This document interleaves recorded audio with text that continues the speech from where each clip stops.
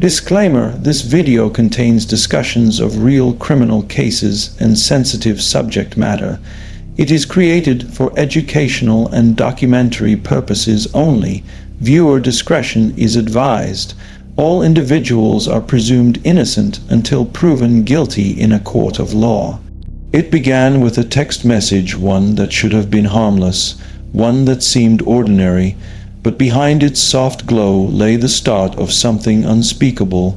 At 8:30 p.m. on February 24, 2013, Alexandra Grace was getting ready for bed in her small apartment in Ann Arbor, Michigan.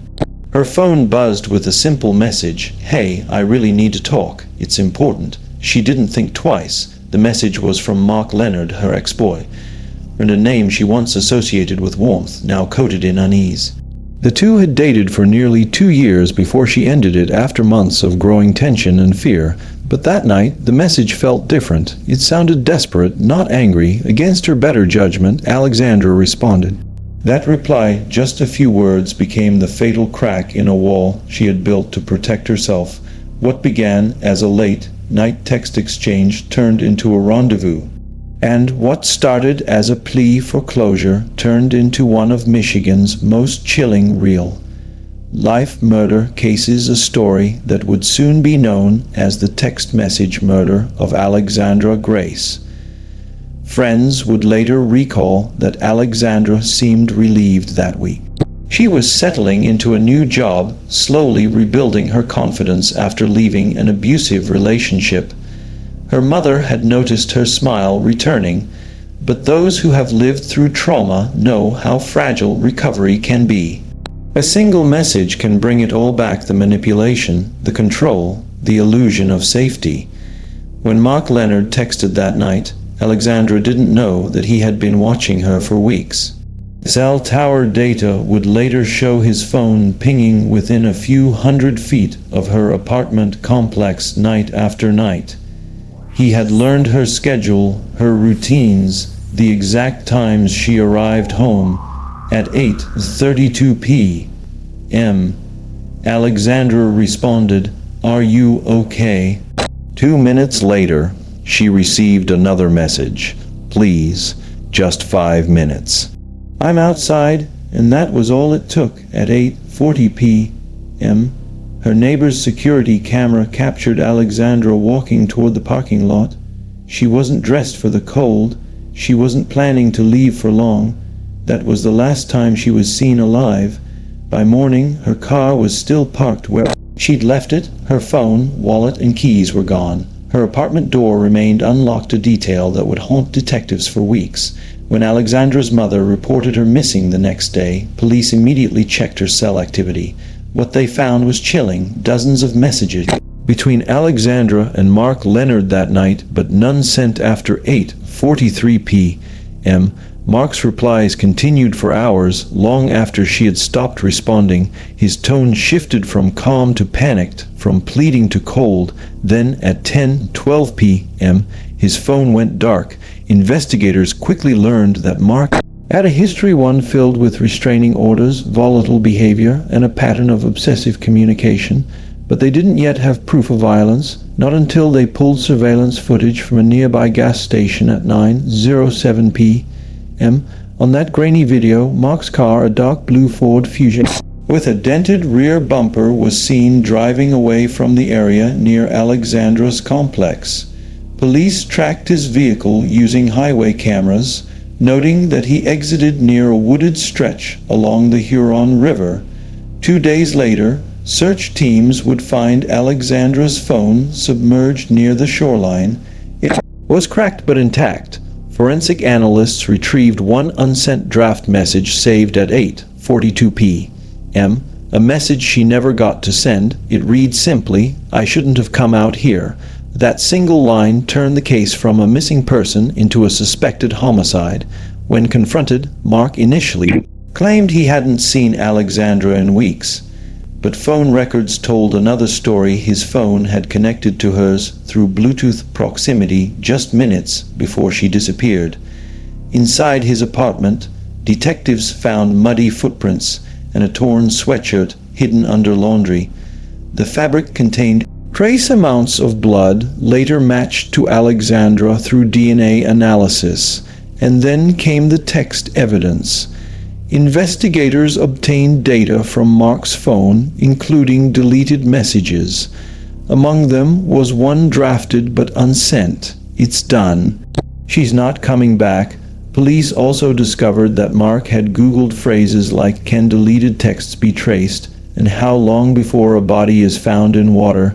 He was arrested within a week. During questioning, Mark eventually broke down. He claimed he only wanted to talk to Alexandra, that he didn't mean for things to go so far, but the evidence showed preparation, not passion. He had purchased duct tape, gloves, and cleaning wipes the day before.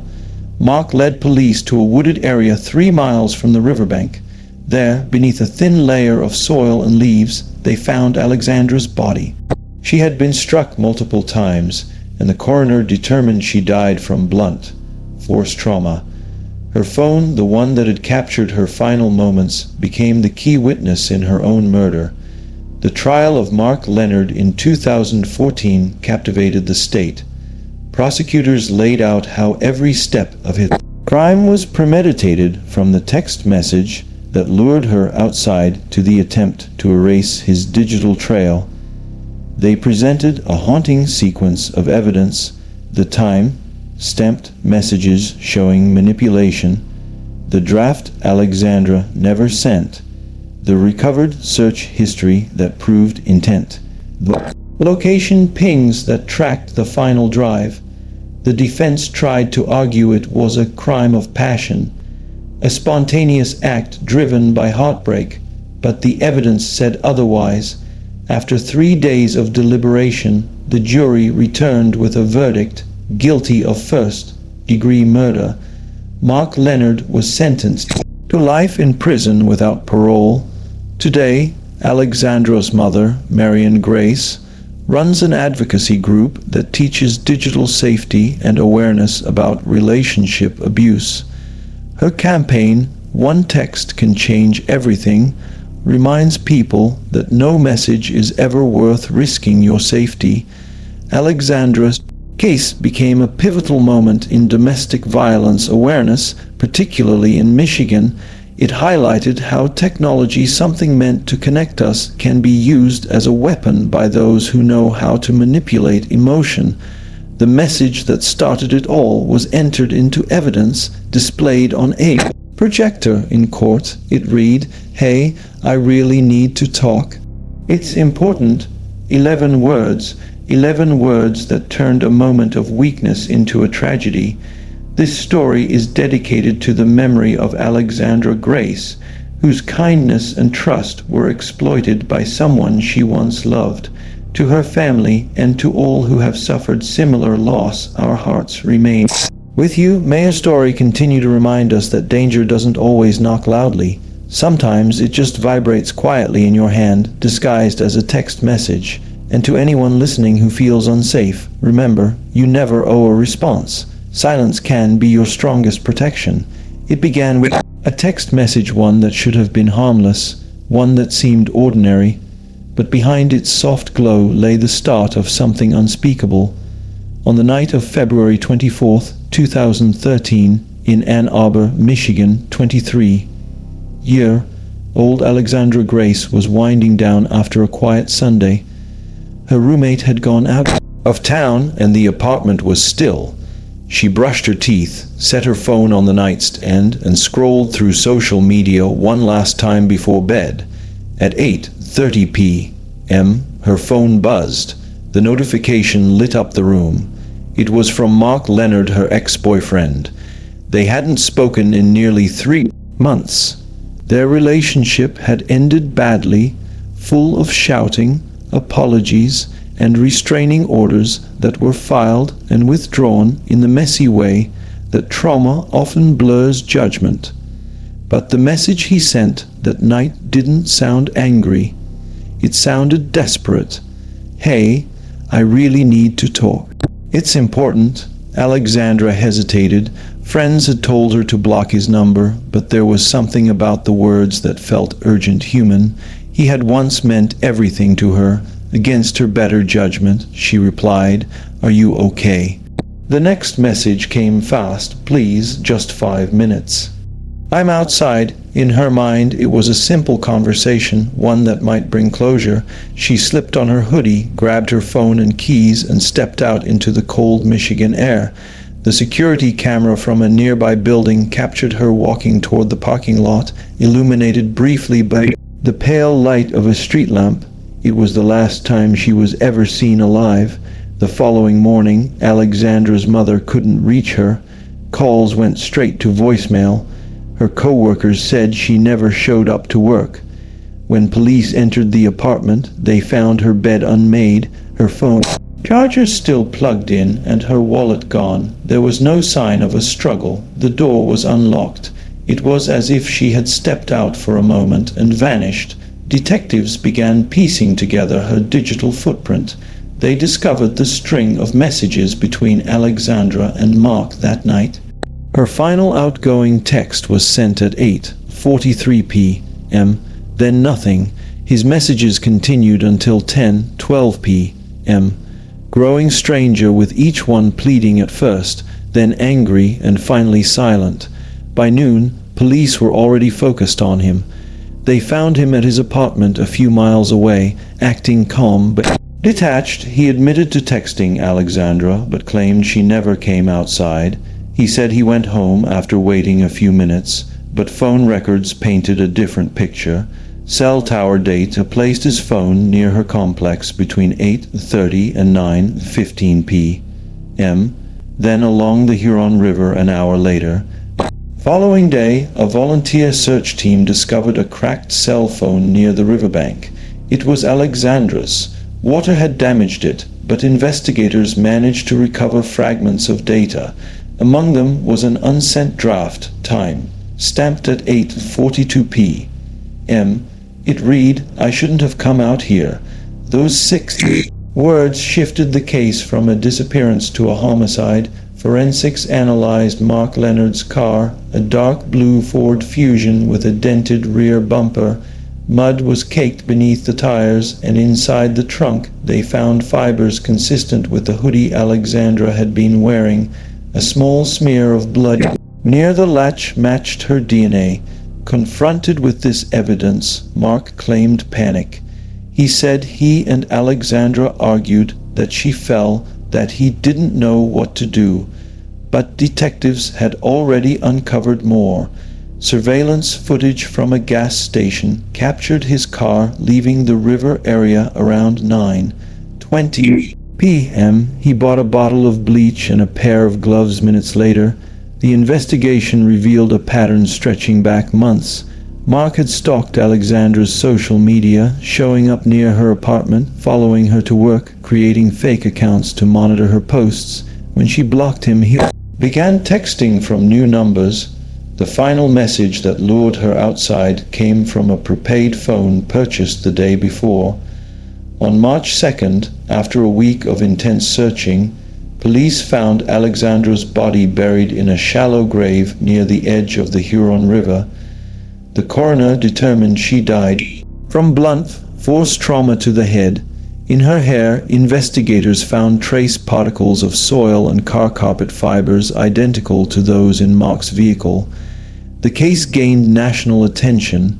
Prosecutors laid out a chilling timeline, how a single text became a trap, how technology turned into a weapon in the hands of someone who refused to let go. In court, Mark's messages were read aloud, one after another. Each word sounded ordinary until placed in the sequence that showed the buildup of obsession. Search history from his laptop revealed even more damning details. Can police read deleted texts? How to hide phone GPS? How long before a body is found in cold water? The prosecution argued it was clear premeditation, not passion. His defense claimed heartbreak and mental instability, painting him as a man who snapped. But the jury didn't see it that way. The evidence was methodical: the purchase of the burner phone, the bleach, the gloves, the late night drive to the river. After 3 days of deliberation, the verdict came back: guilty of first-degree murder. Mark Leonard was sentenced to life in prison without the possibility of parole. For Alexandra's family, the trial's end didn't bring peace. Her mother, Marian, described her daughter as a gentle soul, someone who saw good in everyone, even those who didn't deserve it. In her victim impact statement, she said, "A text message took my daughter away." That quote would later headline advocacy campaigns across Michigan. The case changed how law enforcement handled digital domestic violence. Police departments began implementing technology-based restraining order alerts and tracking systems for harassing messages.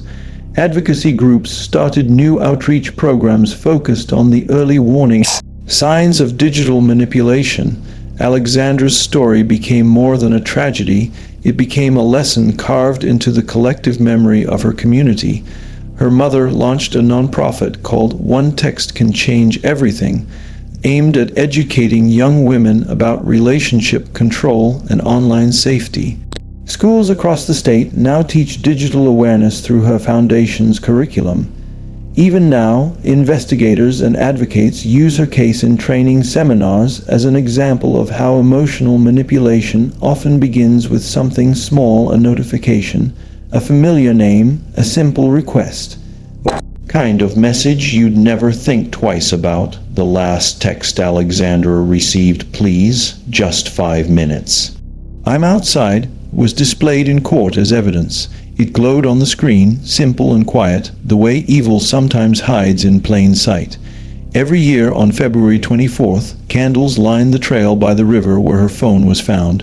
They flicker in the dark, glowing like 1,000 tiny screens. Reminders that the line between connection and danger is thinner than anyone wants to believe. For those who loved her, the message never fades.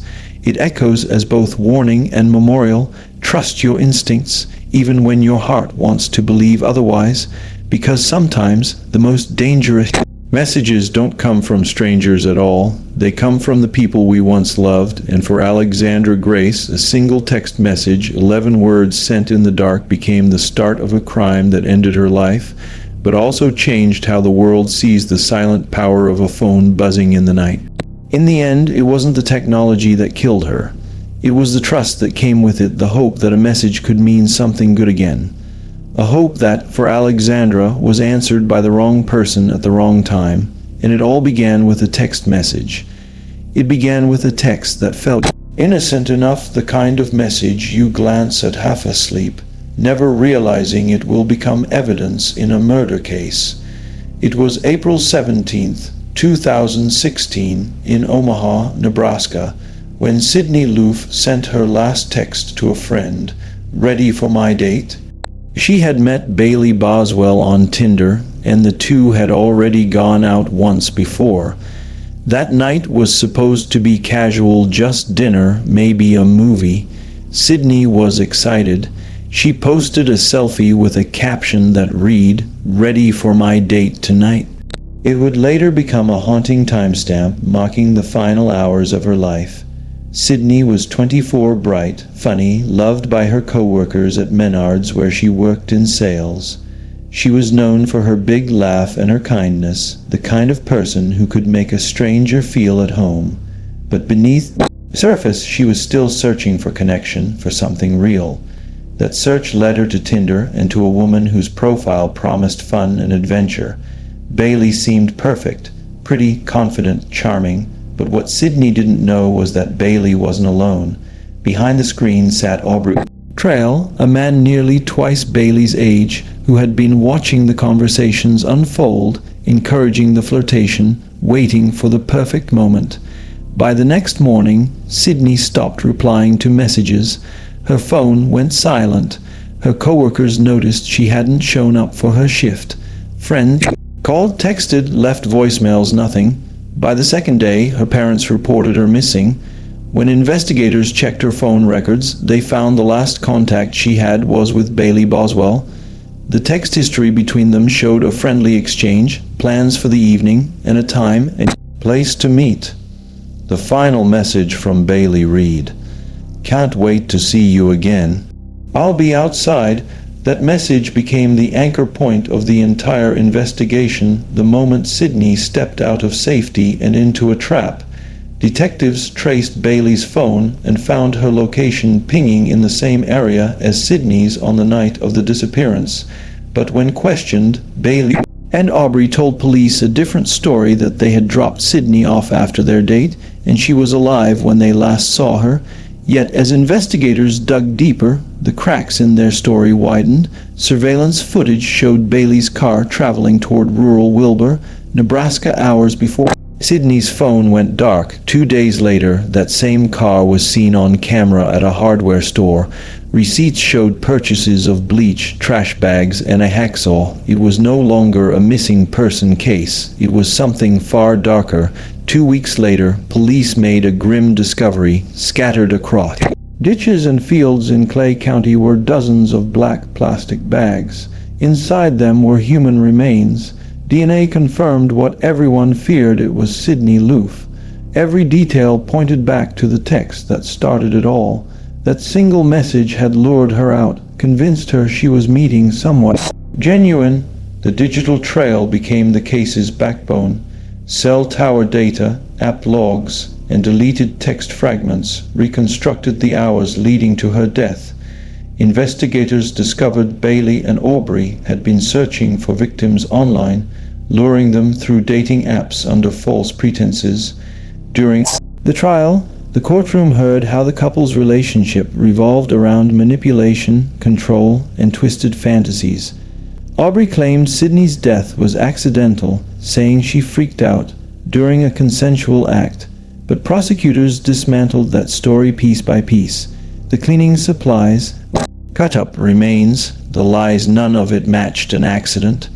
Bailey and Aubrey were both convicted, he of first-degree murder, she of second-degree.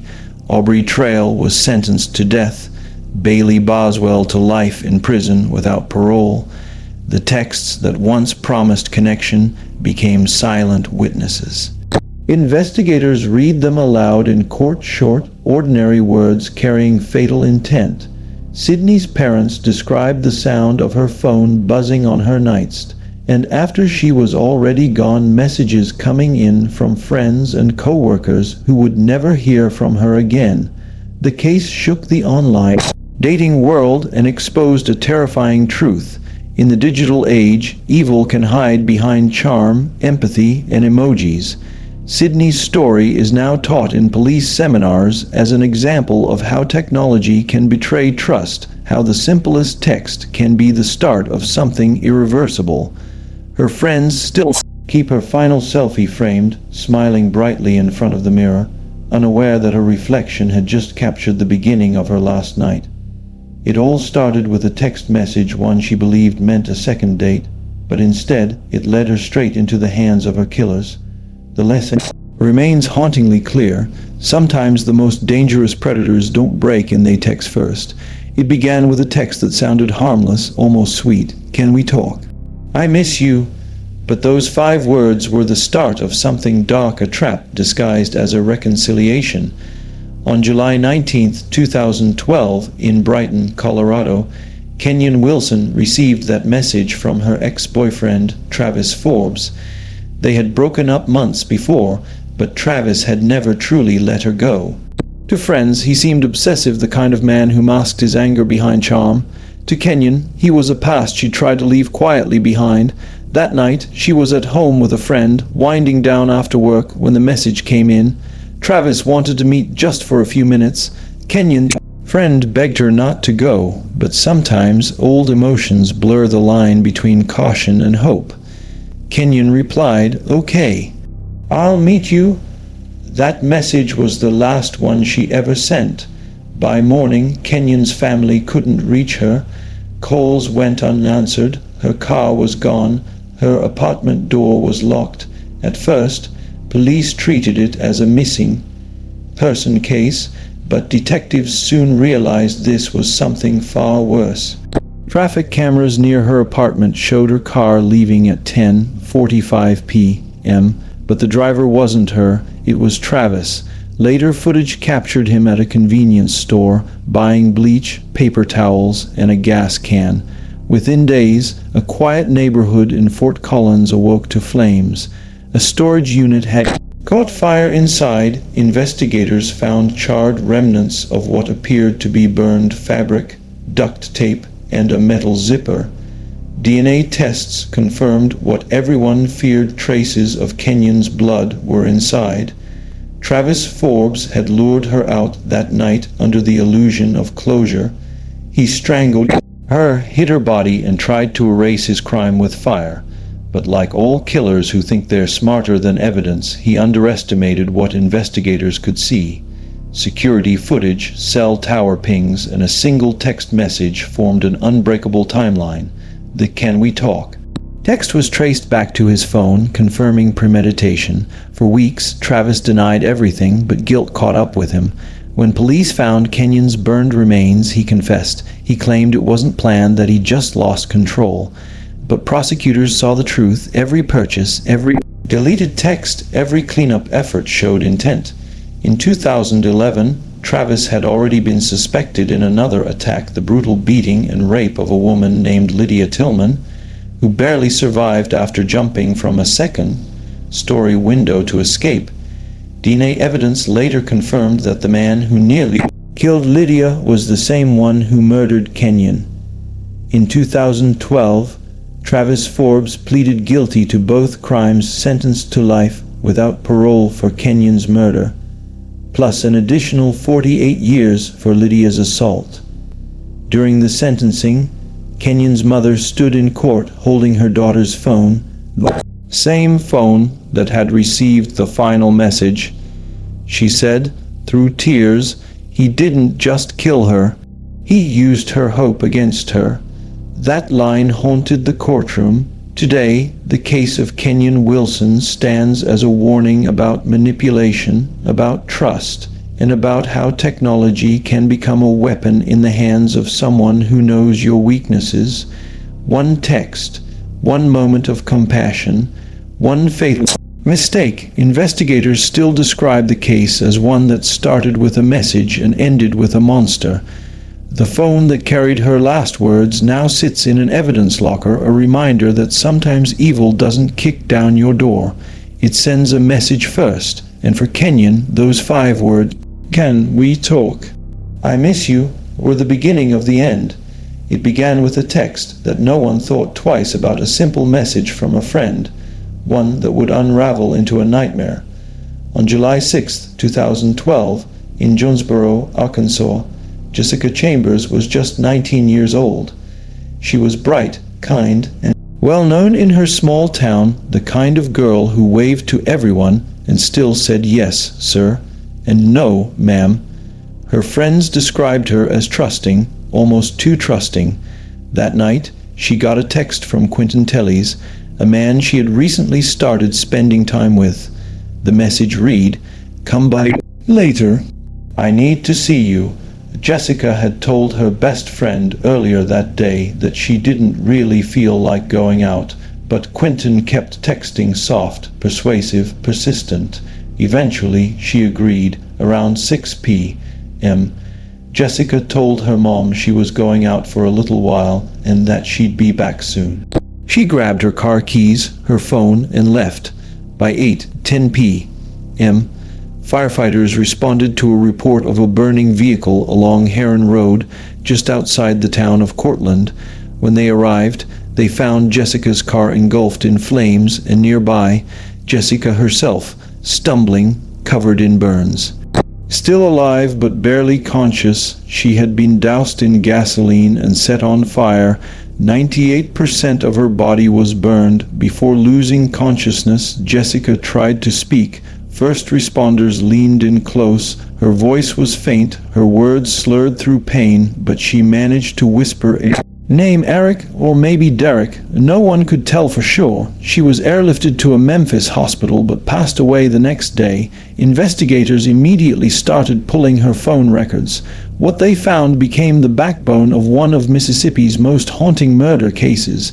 Her last text Messages were to and from Quentin Tellez. He had messaged her multiple times that evening, the final one sent at 6:48 p.m. "I'm outside." Cell tower data confirmed that both phones, Jessica's and Quentin's, were in the same area minutes before her car was found burning.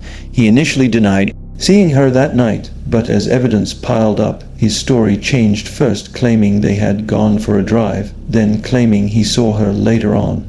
Forensic experts retrieved GPS data from Quentin's phone showing his movements the night of the murder.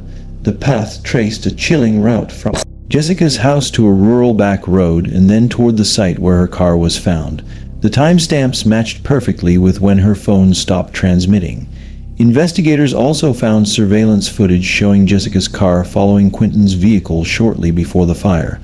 Despite overwhelming circumstantial evidence, the case wasn't simple. The lack of direct physical proof, no fingerprints, no DNA, no eyewitnesses, made conviction difficult. But the digital footprint painted a devastating picture. Texts, calls, and data logs told the story of a young woman lured by someone she trusted, someone she believed she was safe with. In 2016, Quentin Tellez was charged with Jessica's murder. Prosecutors argued he had tried to erase evidence by torching her car and body. The defense countered that her dying words identified someone else, Eric.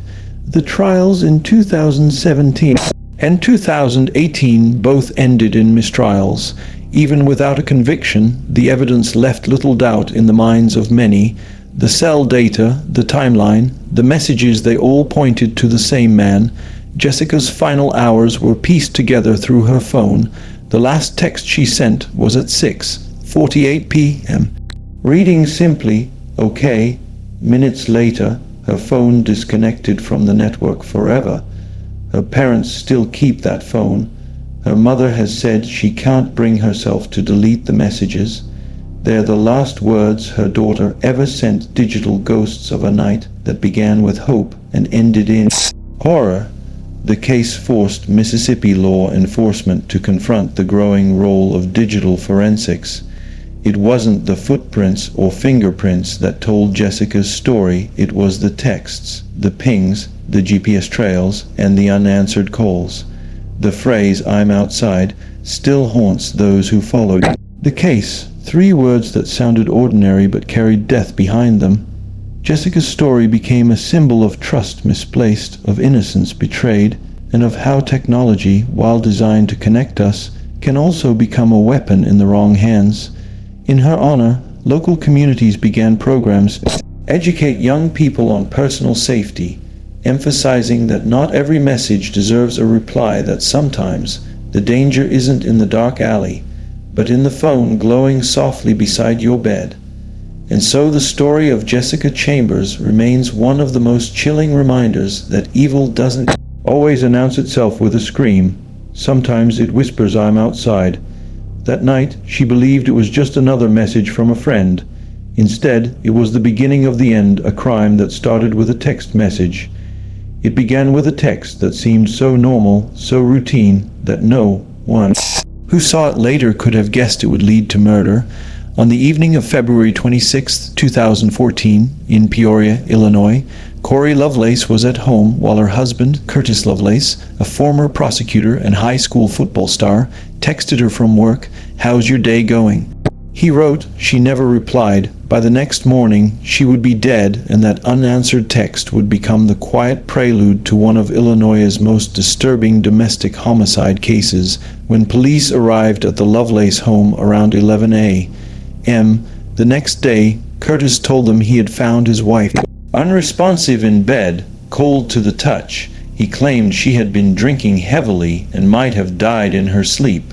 To the responding officers, the scene appeared calm, too calm. There were no signs of struggle, no chaos, but something about the way Cory lay stiff, pale, and oddly positioned didn't feel right. An autopsy was performed, but the cause of death was ruled undetermined. There were no clear signs of trauma, and the toxicology report was inconclusive. For years, the case remained closed. Then, nearly 8 years later, in 2014, a new detective reviewed the file and found inconsistencies both in Curtis's statements and in the physical evidence. Photos from the scene showed Cory lying in a position that didn't match natural causes. Her mouth was open, and her arms were rigid signs of early rigor mortis that suggested she had been dead for hours before Curtis ever called 911. The investigation reopened, and this time detectives began combing through the couple's digital lives, texts, emails, and phone logs that painted a picture of a marriage in decay. Cory's friends revealed that she had been trying to leave Curtis. Her text history showed messages of fear and exhaustion. "He's not who I thought he was," one read. Another, "I can't take the way he talks to me anymore." The night before her death, neighbors heard shouting. Yet when questioned, Curtis claimed everything had been fine, that they'd gone to bed peacefully. But digital forensics told a different story. Cory's phone stopped sending or receiving messages after 10:42 p.m. Curtis's phone, however, showed movement messages sent. Searches conducted between 11 p.m. and 2 a.m. Investigators believed he was awake, cleaning, planning. They also uncovered something else. Curtis had been researching how to tell when someone stops breathing in their sleep, and how long it takes for rigor mortis to set in. Those searches, buried in his laptop's browser history, would become the foundation of the prosecution's case. When confronted, Curtis stuck to his story that his wife had been depressed, that she drank too much, that her death was tragic but natural. He pointed to his standing in the community, his spotless career as a prosecutor, his reputation. But reputation doesn't erase evidence. Prosecutors charged him with first-degree murder in 2014, arguing that he had smothered his wife and staged the scene to look like a natural death. The trial was unlike anything the small Illinois town had ever seen. The prosecution detailed years of control and manipulation behind closed doors, showing texts that revealed an emotional decline. They argued that Cory's death was the result of long-term abuse, psychological and physical, culminating in one final act of violence. The defense fought back, claiming there was no direct proof, no fingerprints, no DNA, no witnesses. They painted Curtis as a grieving husband unfairly targeted because of his past as a prosecutor, but the digital trail was unforgiving.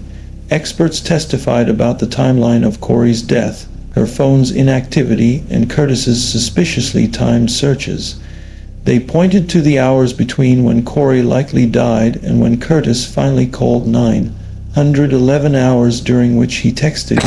Others moved around the house and waited. The first trial ended in a hung jury. A second trial in 2017 ended in acquittal, but the doubt never faded. The unanswered questions, the silence from Cory's phone, the late-night searches, the controlled calm in Curtis's 911 call lingered long after the verdict. Forensic experts still debate what truly happened in that house. Some believe the evidence points to suffocation, others to an accidental death that spiraled into suspicion. But everyone agrees on one thing: something about that night didn't make sense. Today, the case stands as a reminder that technology doesn't just record our lives, it exposes them. The text that went unanswered, the phone that suddenly went dark, the searches made in the dead of night, each fragment became a digital echo of the truth. Cory's family continues to honor her memory quietly, away from headlines. They describe her as a devoted mother, a woman who loved laughter and kept her children's drawings on the fridge. And in that ordinary house, on that ordinary night, her life ended in silence, the kind of silence that comes when someone sends a message expecting love, but receives death instead. In the end, the case of Cory and Curtis Lovelace remains a haunting lesson that sometimes the most dangerous place isn't a dark alley or a stranger's car, but the familiar comfort of your own home. It was a crime that began quietly, with a text message, and ended with a family forever changed, a reminder that trust, once broken, can become the sharpest weapon of all. This story is dedicated to the memory of Cory Lovelace, and to every victim whose final moments were hidden behind ordinary messages and familiar smiles. Her case serves as a chilling reminder that danger doesn't always announce itself. Sometimes it whispers through the people we trust the most. To Cory's children, her family, and her friends who still carry her memory, your strength in the face of uncertainty continues to shine light into the darkest corners of this story.